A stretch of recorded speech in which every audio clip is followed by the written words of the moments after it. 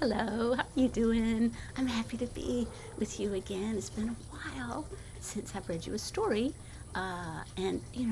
Remember that one of the stories about the stripes, I forget what it's called, it's got two parts. You got to listen to the first part and then the second part. Also, I just happened to notice that nobody's listened to Mrs. Wobble the Waitress, which is one of our favorite books. So I hope you have a fun time listening to that, as well as to Little Bear's Visit, since we haven't heard a Little Bear book in a while.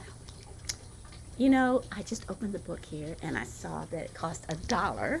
I must have gotten it at the used bookstore. And do you see the name there? It says Matthew Smith. Matthew Smith, this was your daddy's book. That's pretty exciting when he was little. Little Bear's Visit. So here's the title page, and there Little Bear is wearing his daddy's hat and carrying his daddy's walking stick. Okay, let's see where he's going. Here's another title page. Some books have more than one title page, and this one shows him visiting, I don't think it's his mom and daddy, I think that's his grandparents there. This is a book by Elsa Homelin Minerick, a favorite, and the pictures are by Maurice Sendak, who just does wonderful illustrations. On the dedication page it says, "To all grandparents and all grandchildren." To all grandparents, that's me, and to all grandchildren, that's you. And it's got this funny little elf. That's cute. Okay, is that me or is that you? I'm not sure what. All right, so story number 1, Grandmother and Grandfather Bear. One day, Little Bear came to visit Grandmother and Grandfather Bear in their little house in the woods. This was something Little Bear liked to do. Here he is, walking up, saying hi, he's waving hello. And there are the grandparents, looking mighty dapper. Pop and I never look as fancy as that. I'm always wearing my jeans. Pop's usually wearing his shorts or t-shirt. We're not dressed up like that. He liked to look at all the nice things, the pictures, grandmother's flowers, grandfather's toy goblin that jumped up and down in a jar. He liked to put on grandfather's big hat and say, "Look at me." And he liked grandmother's cooking very, very much. So here he is, looking at all the flowers in the pictures and the funny little jumping elf in the jar.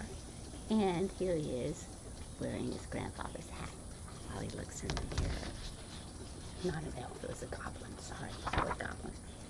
He had some bread and jam, cake and cookies, milk and honey, and an apple. I'm surprised he had that much room in his stomach.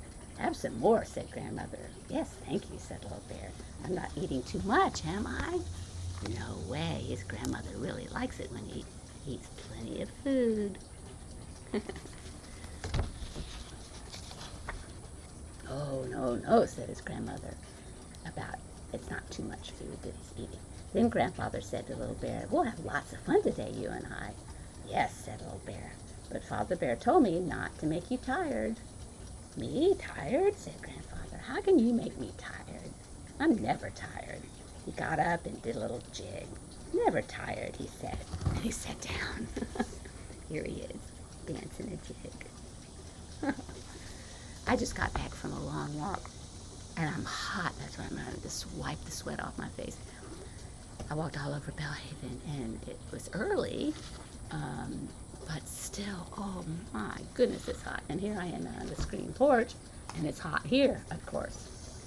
Little Bear laughed and clapped his paws. "Do you know what?" he said to his grandmother and grandfather. "What?" they asked. "I like it here," said Little Bear, and he gave them a big hug. There he is, hugging his grandmother. And there he is, hugging his grandfather. Just like you and I are going to do soon. Soon as this, everything is safe, right? Little Bear and Grandfather had all the fun they could think of. Then Grandfather Bear sat down. "Now we can have a story," said Little Bear. "Good," said Grandfather Bear. "Tell me a story." "No," said Little Bear. He laughed. "You tell me one." "Then I must have my pipe," said Grandfather. So there Little Bear's tugging on his, oh, did you hear that? That was the bell telling me here, telling me that it was time to turn off the water because I was topping off the pond. But I did that before I started reading the story, so it's okay. Okay, so there he is tugging on his grandfather's jacket, and here he is asking his grandfather to read him a story. Tell him a story. Little Bear ran into the house, got the pipe, and ran back. But there was Grandfather fast asleep. Aw, said Little Bear. He was sad, but not for long. He went looking for his grandmother and found her in the garden. That's where you can often find me, too. Could Grandmother tell him a story? Oh, yes, she could. So here's Grandfather. He fell asleep because he was tired after dancing that jig, right? And here is Grandmother in the garden. Looks like it's a vegetable garden. She's growing, I don't know, lettuce. She took Little Bear's paw. Let's go to the summer house, she said. It's cool there. Come, Little Bear, let's skip. Oh, Grandmother, Little Bear laughed. How you skip? You skip nicely, too, said Grandmother. They sat down in the summer house, and Little Bear said, tell me a story about Mother Bear when she was a little cub, about Mother Bear and the robin. I like that story. Very well, said Grandmother, and so she began. Here they are in the summer house. Oh, that looks beautiful. It's like a gazebo. Cool, because they're in the shade. And she's going to tell them a story about Mother and the robin. So that's the next chapter here, called Mother Bear's Robin. One spring day when Mother Bear was little, she found a baby robin in the garden, a baby robin too little to fly. Oh, how sweet you are, she said. Where'd you come from? From my nest, said the robin. And where is your nest, little robin? Asked Mother Bear. I think it's up there, said the robin. So here she is coming upon the little robin and talking to the little robin about where did he come from his nest up in the tree. No, that was a bluebird's nest. Maybe it's over there, said the robin. No, that was an oriole's nest. Mother Bear looked all over but could not find a robin's nest. You can live with me, she said. You can be my robin. She took the robin in the house and made a little home for it. And here you can find a home in a little, what would you call that? A little bucket or tub, maybe, with a nice little perch and a plant behind it, which is good. Please put me by the window, said the robin. I like to look out at the trees and the sky. Mother Bear put it by the window. Oh, said the robin, it must be fun to fly out there. It will be fun to fly in here, too, said Mother Bear. Look, she's taking it and putting it by the window there. So the poor bird really wants to be outside. The robin ate, it grew, it sang, and soon it could fly. It flew about the house, and that was fun, just as Mother Bear had said. But then one day it was unhappy. Mother Bear asked, why are you so sad, little robin? I don't know, said the robin. My heart is sad. There the robin is flying, and everybody seems happy, but then the very next page, the robin looks sad. He doesn't know why. The heart is heavy. That's a good way to put it. We all feel that way sometimes, right? Sing a song, said Mother Bear. Oh, I cannot, said the robin. Fly about the house, said Mother Bear. I cannot, said the robin. Mother Bear's eyes filled with tears. She took the robin out into the garden. I love you, little robin, she said, but I want you to be happy. Fly away if you wish. You're free. So there, she's saying, you can fly away if you wish. That makes her sad because she loves the little robin. But the little robin is sad inside the house. It's a conundrum. What to do? The robin flew far up into the blue sky. It sang a high, sweet song because it was happy. Then down it came again, right down to Mother Bear. Don't be sad, said the robin. I love you too. I must fly out into the world, but I'll come back. Every year, I'll come back. Aww, you'll come back. So Mother Bear kissed the robin and it flew away. And it came back, Grandmother, didn't it? Oh, yes, Little Bear, it came back, and its children came back, and its children. Here's one now. Ah, said Little Bear, I would have let the robin go free too, Grandmother, just as Mother Bear did. There they are. I bet you see robins up there. We saw robins here late in the season. I didn't see any on my walk today, but the last time I took a walk just a few days ago, I saw robins, which kind of surprised me because I think of them as spring birds here. Hurrah, cried Little Bear. Here's Grandfather. Then it's coffee time, said Grandmother. She went into the house. Pop loves to have coffee too, doesn't he? Grandfather looked at Little Bear. Little Bear looked at Grandfather. They both laughed. How about a goblin story, said Little Bear.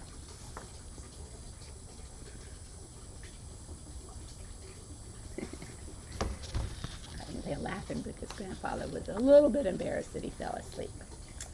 Yes, a goblin story if you'll hold my paw, said Grandfather. I'll not be scared, said Little Bear. No, said Grandfather Bear, but I may be scared. Oh, Grandfather, begin the story. So Grandfather began. And now, this is a kind of a scary story coming up. Do you remember it? I remember it. So, you might want to just prepare yourselves for the goblin story. One day, a little goblin went by an old cave.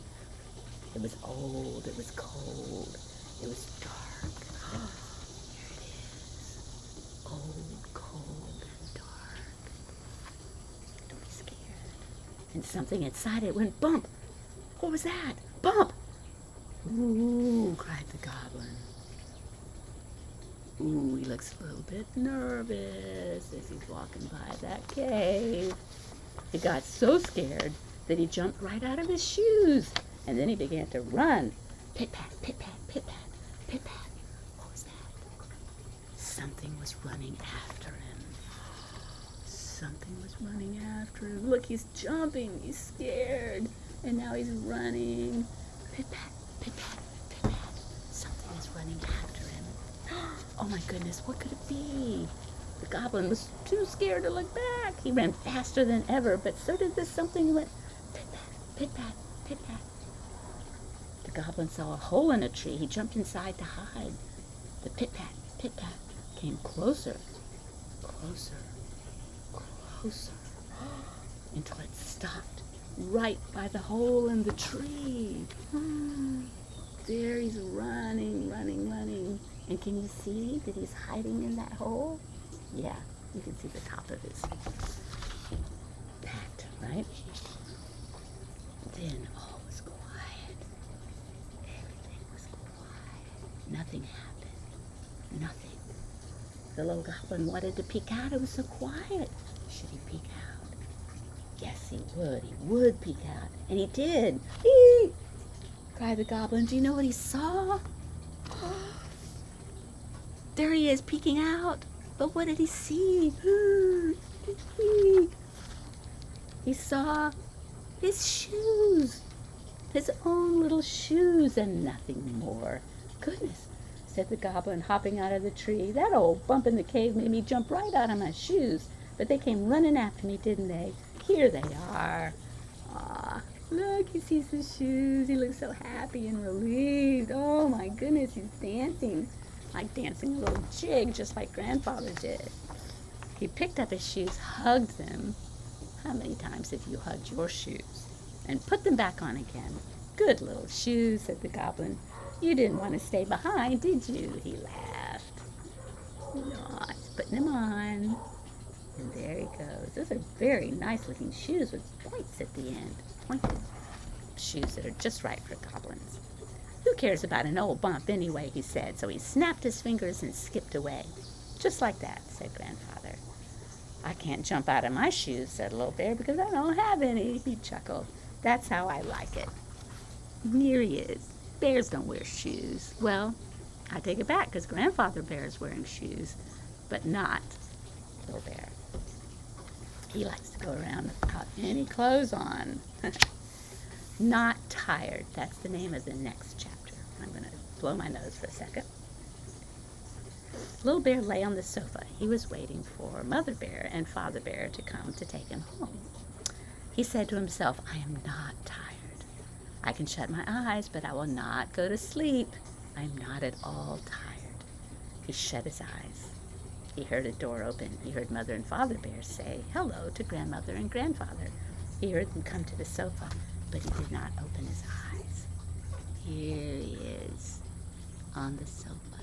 And do you see the title up there? The title of the chapter? Not tired. But he is tired. He had a busy day. Ah, said Mother Bear, he's sleeping. How sweet he is. Father picked up Little Bear and said, yes, he's a fine little cub. Tomorrow I'll take him fishing. Look at him, said Grandmother. He's such a good little one. Look, there's Mother looking at him. And there's Father picking him up. He's such a good little one. And clever, too, said Grandfather, just like me. They laughed. Little Bear opened his eyes. He said to Father Bear, will you really take me fishing? You scamp, said Mother Bear to Little Bear. You were not really asleep. You heard about going fishing. You heard all we said about you. I can see it in your eyes. Look. It's funny. You scamp. Has your mom and daddy ever said that to you? You scamp. Little Bear chuckled. He said to his grandfather, we had fun, didn't we? And you're not tired, are you, Grandfather? Oh, no, said Grandfather Bear. A little cub like you and a grandfather like me, we never get tired, do we? We can sing and dance and run and play all day and never get tired. Little Bear smiled. He was growing sleepier and sleepier. Grandfather Bear went on, yes, yes, yes, we can have many good times, you and I, but we never get tired. You're not tired, are you, Bear? Little Bear, said Grandfather, are you tired? Little Bear was not tired, no. Little Bear was fast asleep. And there he is. Aw, so sweet. Sleep tight, Little Bear, sleep tight. Goodbye, I love you so much.